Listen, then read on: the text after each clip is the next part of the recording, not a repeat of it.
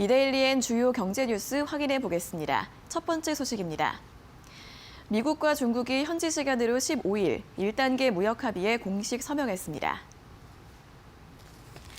이는 미국이 지난 2018년 7월 중국산 제품에 첫 관세를 부과하며 본격적인 무역 분쟁을 시작한 지 약 18개월 만에 이뤄진 것입니다. 합의문에 따르면 중국은 농산물과 공산품, 서비스, 에너지 등의 분야에서 향후 2년간 2천억 달러 규모의 미국산 제품을 구매하기로 했습니다.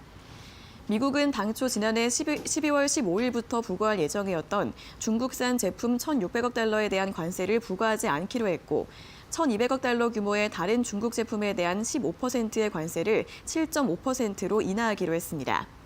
다만 2,500억 달러 규모의 부과해오던 25%의 관세는 그대로 유지합니다.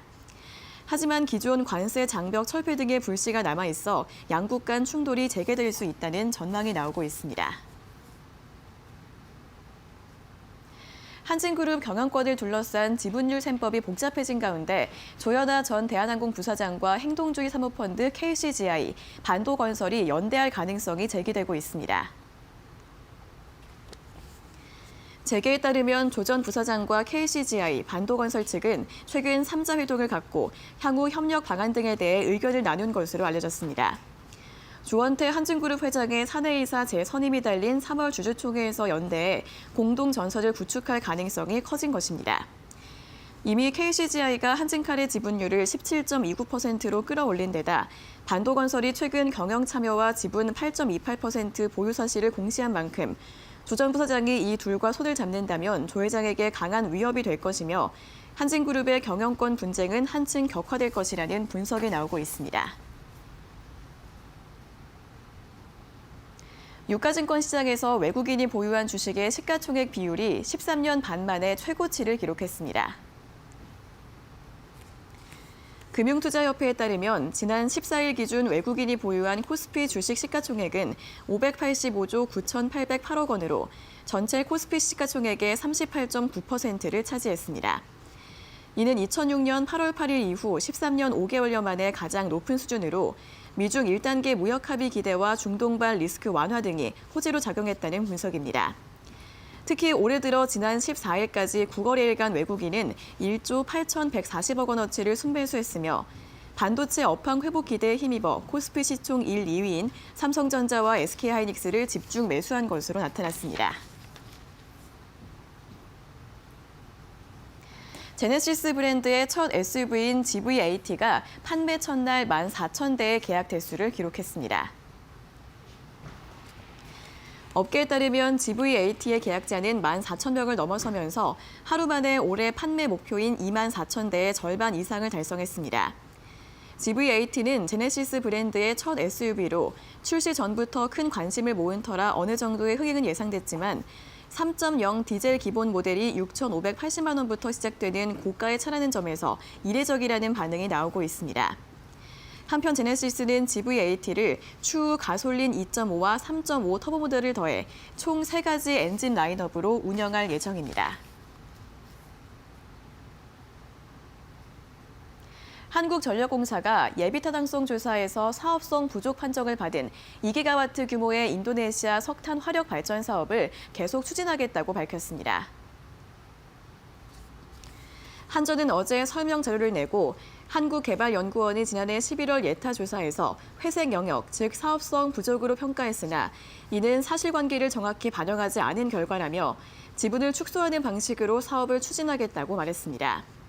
한전은 현재 600억 원을 투입하기로 되어 있는데 이는 480억 원으로 낮추면 예타 의무가 사라지게 됩니다. 한전은 이와 함께 이 사업이 한전의 수익 개선은 물론 함께 참가하는 국내 기업의 판로 확대에도 큰 도움을 줄 것이며 현지에서 추가 사업 수주도 기대하고 있다고 강조했습니다. 코스피 지수가 5개월 연속 상승세를 보이고 있지만 국내 주식형 공모펀드에 대한 투자자들의 외면은 이어지고 있습니다. 마켓포인트에 따르면 코스피 지수는 지난 9월부터 5개월 연속 상승세를 기록하면서 증권 계좌 예탁금도 작년 8월 말보다 4조 원 이상 증가했습니다. 그러나 국내 주식형 공모펀드로는 오히려 자금이 5개월 연속 빠져나오면서 증시가 회복되면 국내 주식형 펀드로 자금이 유입되는 고리가 완전히 끊겨버렸다는 지적이 나오고 있습니다. 공모펀드에 대한 투자자의 신뢰가 떨어진 데다 수익률 측면에서도 해외 주식형 펀드 등을 따라오기 어렵기 때문이라는 분석이 나오고 있습니다. 금융투자업계가 대형 물류센터 투자를 늘리고 있습니다. 부동산 컨설팅 기업 에비슨 영코리아 리서치센터에 따르면 지난해 거래를 마친 수도권 물류센터의 거래 규모는 전년 대비 약 13% 증가한 2조 6천억 원으로 역대 최대를 기록했습니다. 물류센터는 1인 가구 증가와 전자상 거래 시장의 폭발적인 성장세로 유망 대체 투자처로 부상했으며 정부의 부동산 금융 억제 정책 등으로 아파트나 오피스 등 개발 투자에 제동이 걸리자 상대적으로 제약이 적은 물류센터의 투자 매력이 더 높아졌다는 분석입니다.